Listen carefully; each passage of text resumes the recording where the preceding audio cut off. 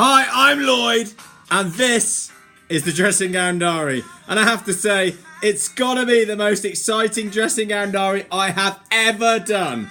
The Lions are on the threshold of history.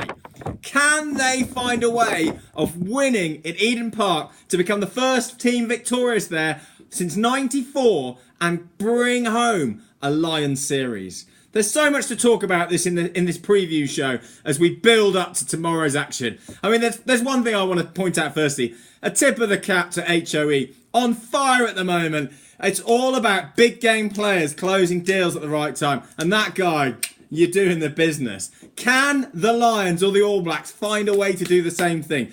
Age is just a number. 21, can you do it as a 21-year-old? So let's talk about the history first. The All Blacks. They lost for the first time last weekend. Anyone that's watched the review show knows that. I went through some stats. I won't spend too much time now. Can the All Blacks defend their monumental historical track record at Eden Park? They haven't lost at home since '94. It's been a year since they lost back-to-back tests. The history really is against the Lions. They're a scratch. They're an invitational scratch team. The All Blacks have been playing rugby together for so long. However, when we dig into a bit of detail, let's talk about the teams. The All Blacks are the ones that have had problems. They've had major injury doubts throughout the series that have caused issues. Firstly, Dane Coles didn't even make it into the starting block. Ben Smith gone. Sonny Bill Williams suspended. There are big problems. We've now got a starting lineup. There are two players that have only played once each. Geordie Barrett and Lumape have only got one cap each, and you're expecting them to run out and face the wrath of the Lions and come through? Are you insane? The question's over Geordie Barrett. Well, he's had to come in because of Bowden Barrett's kicking. But do you chuck a guy in who's got one cap and say, there you go and kick some points, please? This is easy. No pressure on your shoulders whatsoever. Lumape clearly played well, hitting the 10-12 channel last week, running over Sexton and Farrell, and you'd expect more of the same. But it was easy in a game where you were down to 14 players. When you've got to make the action, that's where the question marks come in. I mean, the All Blacks are selecting the players that they have available, not out of choice. This is a necessity. And it was expected that the Lions would be in this position because they wouldn't know what their best team was, how it would work out. But ultimately, the Lions have picked the same 23. This is the first time since '93 the Lions have picked the same 15 players to play a test match back to back. It's an astounding effort. And all Gatland has to do is look each of them in the eye. You won last week. Go and do it again. I back you.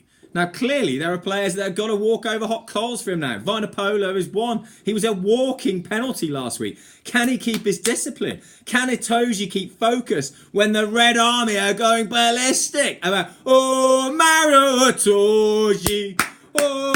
That's all you'll hear. That is all you will hear all day. There are so many investment bankers over there who paid fortunes to fly this week, and all they're going to do is drink claret all afternoon and then shout their arses off.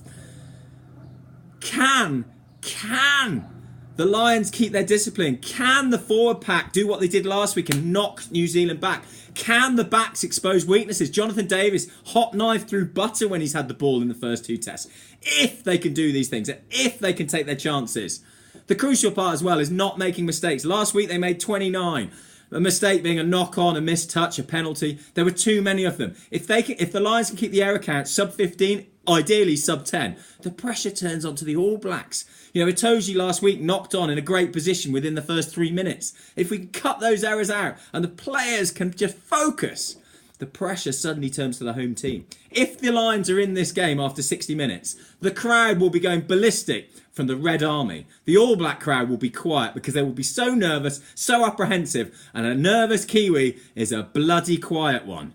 That is what the Lions have got to focus on. They've got to bring that energy early on, compress, contract, high intensity in the defence, which they brought last time in the line speed, hitting it up, knocking the All Blacks back. If they can do that and they can keep the game tight, they have the big game players to close this series out and do something that no one has managed prior to them. Gatland is looking at winning back-to-back Lions tours here.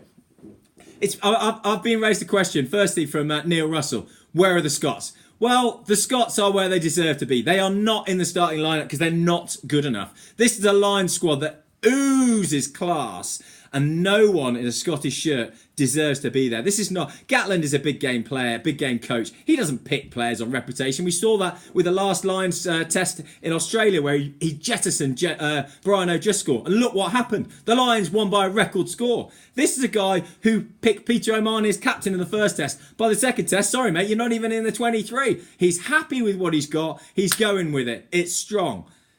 Can the Lions pull it up? Now, Romain Poit, great referee. Northern Hemisphere referee. French will focus on the scrum time. He wants technical ability. This favours the Lions. The Lions will try and tire the Kiwis into a tight game, tire their legs out, and then expose with the gas that we've got. Watson, great wheels.